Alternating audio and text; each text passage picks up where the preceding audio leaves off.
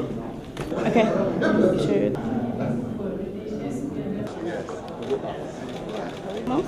There we go.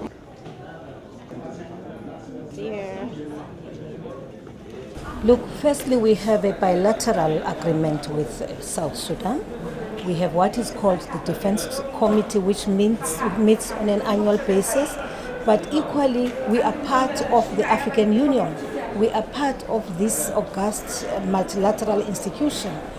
And therefore, whatever it is that we will have to do to help in, it would be at the bequest of the African Union. We do not seek to move into South Sudan as South Africa on a bilateral basis. If there is a need, for instance, for DDR processes to be embarked upon and for South Africa to be called in to be part of those, we will avail ourselves. But of course, we'll have to weigh everything, and it would have to be a decision of the African Union, as I've said, and not a decision or a request by the people of South Sudan on the basis of the bilateral agreements that we have. Our bilateral agreements have to do in the main with humanitarian support, which we would want to render to the people of South Sudan. We never seek to impose ourselves as a country, but when we are required to do something, we always have to exercise our minds as to what the implications of that would be. But he too, Riek Machar and President Salva Kiir, need to understand that this thing has to come to an end, and that we are all, the whole continent is losing patience.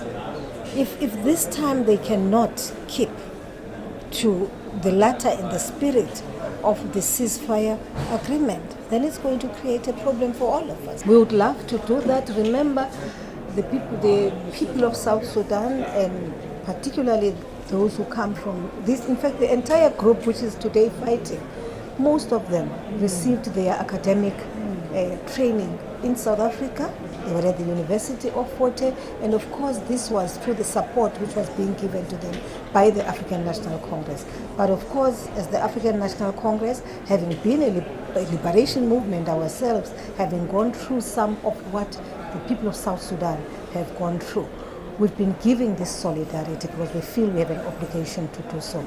But it does not mean that it is endless. There must come a time where we all say as a continent, and I think this is what the heads of state were saying today, that there has to be punitive measures in the event now these two leaders violate the agreement, because the two leaders must be in control.